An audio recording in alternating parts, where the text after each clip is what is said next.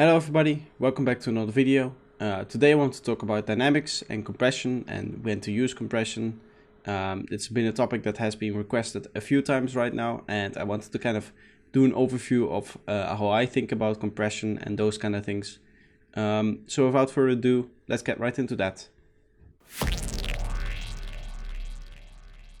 Alright, so before we get into actual compression and talking about compression, we should first talk about dynamics and what they really are. So what I'm going to do is I'm going to open up an analyzer here, which is Psyscope, and we're going to zoom in on this first kick and hi-hat here. So I have this drum loop here. The full thing sounds like this.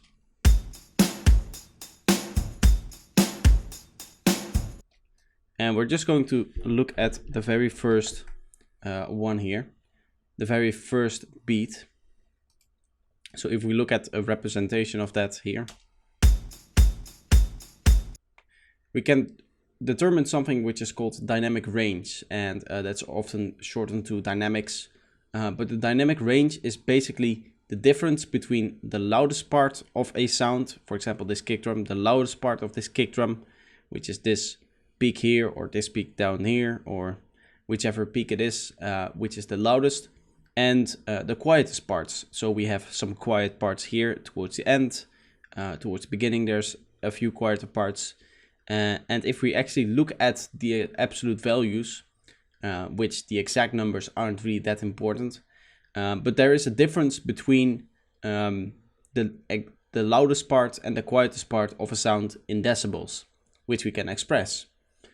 So for example, here we can see we're quite fastly going from this minus 3.27 decibels to this minus 32 decibels here at these peaks. So that has a dynamic range of around 30 decibels, which is quite a lot for drum sound over this distance. So that's dynamic range, is the difference between the loudest peaks and the quietest peaks in a given distance of time. Usually we're talking about dynamic range of a single sound. So for example, a single drum loop, or sometimes in the case of like mastering, you're talking about the whole track. You'll look at the dynamic range of the track. If that's very loud, it will look kind of like this, where there's a lot of transients, there's a lot of sudden boosts and volumes, and then there's a lot of quietness here. Whereas with, for example, a more flattened one, you will often see a very dynamicless waveform, where the waveform kind of looks like a sausage, you would say. It's more square, and it has a lot more clipping, it's a lot more limiting, those kind of things. So dynamics, just keep in mind what dynamics are and what I talked about before. It's the difference between the loudest part and the least loudest part in a sound. So with that out of the way, what we can do is we can talk about compression and what compression really is. And compression, in its most basic form, this is a compressor here. You can see there's a whole bunch of different knobs and a whole bunch of different controls. But in its most basic form, compression is taking a sound and taking a threshold, which is measured in negative decibels, and then a ratio, and anything above that threshold is reduced by that ratio. So for example, here we have minus 20, and we can set this to, for example, 2 to 1. So what this will do, if we look right there, if we turn the knee to 0, which is a good starting point, anything above 20 decibels will be reduced in half. So you can see the curve going up here, up until 20 decibels it goes normally, it follows the normal line of 1 to 1. And then as soon as it hits above 20 decibels, you can see that it's going to go under this main line here that we have here. So that means that here the volume is reduced. And the ratio determines the amount by which it's reduced. You can see that if I start moving this around, if I move the ratio up, you can see the line here flattening. And if I turn the ratio down, you can see it going up. Even so that we have a negative ratio here, where it goes above the line, and anything above the threshold is actually increased in volume, which is called expansion, which is a whole different topic that we won't go into now. But just for now, you know that the ratio determines how much a certain volume is boosted or diminished if it's above a certain threshold. So that's the ratio and the threshold. The threshold determines where the cutting starts, and the ratio determines how much volume is actually being reduced above a certain threshold, by how many times it is reduced. So then there's a few more controls here that are a little bit more advanced. We have this knee size, where the knee kind of, as you can see, if you were thinking about this as a leg, you can see the one joint of the leg here and another one here. And this would actually be like kind of like a knee. And what the knee size will do is it will kind of smoothen out that thing. So we can see a visual representation again here. If I turn this knob, you can see that it smooths out that point and it turns it into more of a curve. And that just allows you for smoother transition between the volume below the threshold and the volume above the threshold. It's just a way to make that transition to a very hard compression like we have here a little bit less obvious and a little bit less aggressive. So here we have a range as well, and the range allows us to say the amount of decibels that can be reduced as a maximum.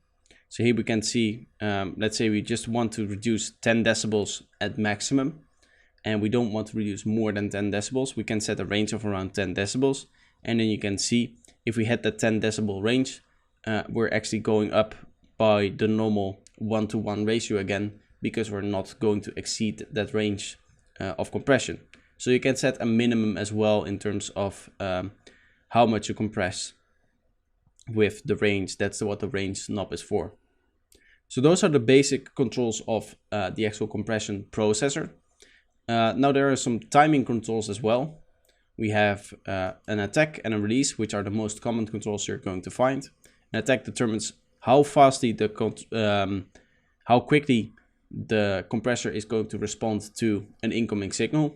So if it's 10 milliseconds, if it hits a peak that is above the threshold, after 10 milliseconds, the full ratio will be applied, and in those 10 milliseconds, it will gradually become more from 1-to-1 up until this ratio. The ratio is gradually going to increase until after 10 milliseconds, it hits the ratio that you have dialed in here.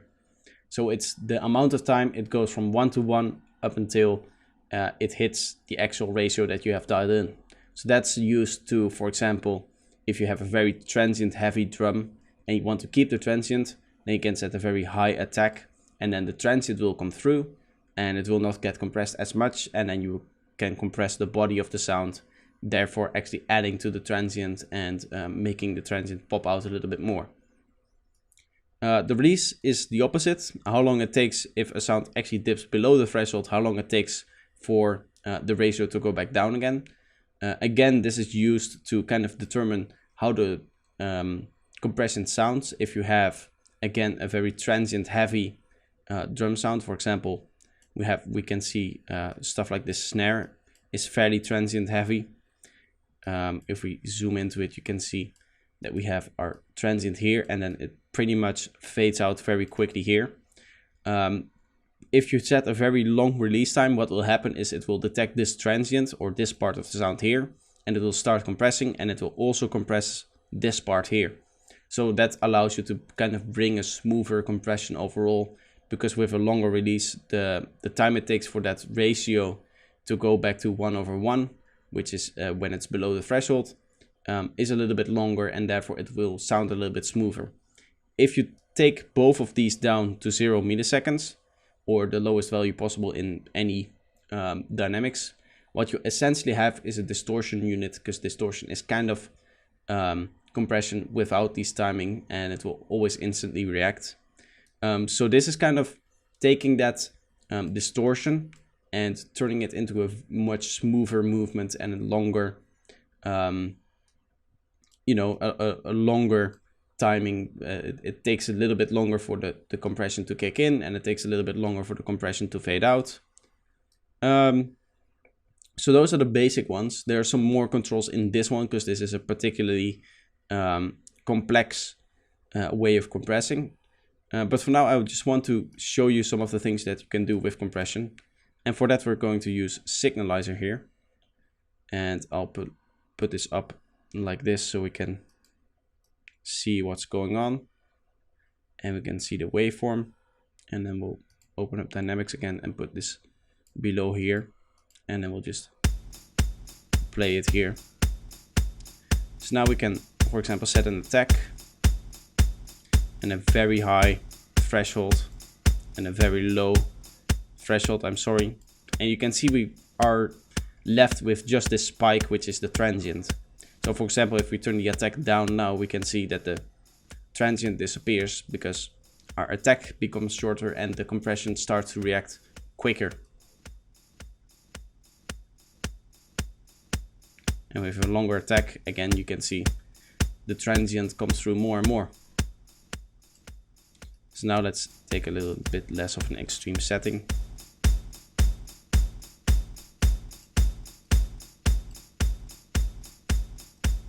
Still have a very long attack, but now we are going to play with the release a little bit.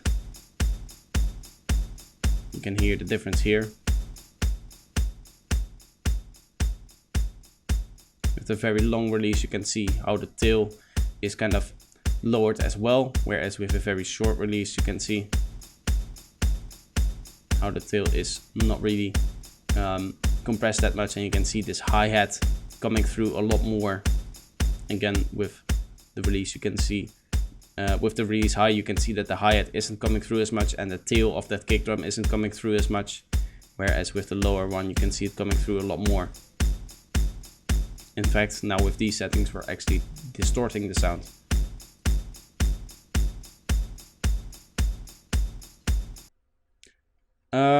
So that's the basics of compression here. Obviously, there's a lot more you can do with compression itself once you get into that.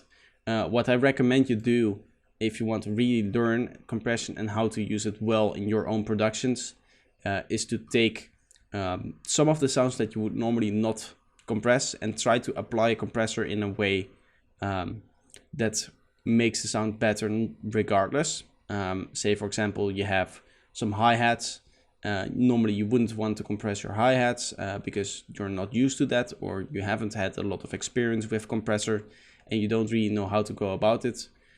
Just try to throw on a compressor, see what it does, play around with the settings for a few minutes and see if you can get a sound that is just slightly better. Often with compression, it's really a matter of very slight details and not a lot of very obvious changes in the sound. So it's a lot more about trying to get that slight edge or making the sound slightly better. And so to train yourself to use an EQ, it is really necessary to just start using it on a variety of sounds and see if you can get a nicer sound out of it. And if you get a nicer sound, try to document what you did and why something worked. And that way you can start to learn the actual ins and outs of compression, and you can try to get a deeper understanding of how the actual software works. After that, obviously, you can get into multi-band compression. You get into some more of these settings, like these different settings here, and more with the input and output gain and the temporary gain in this particular plugin. But each plugin will have its own more advanced settings that you can get into as well. And once you get into that, you can really start to control your dynamics of your sounds a lot more than you were be able to previously. So with that being said, that's going to be the video for today.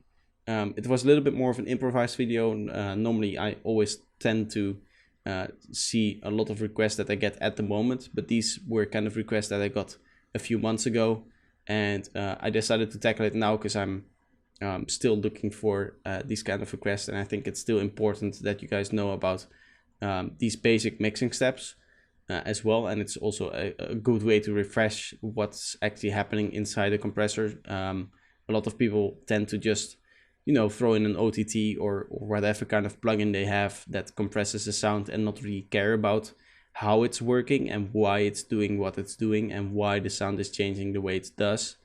And obviously all of that can be explained if you just look at what the plugin is doing. And I hope with my brief explanation I was able to do that, and I was able to make it a little bit more clear what the plugin is actually doing. If you want me to go over a different kind of process, then let me know. I can tackle other kinds of processes like compression as well. So if you want that, leave a comment down below on what you want to see.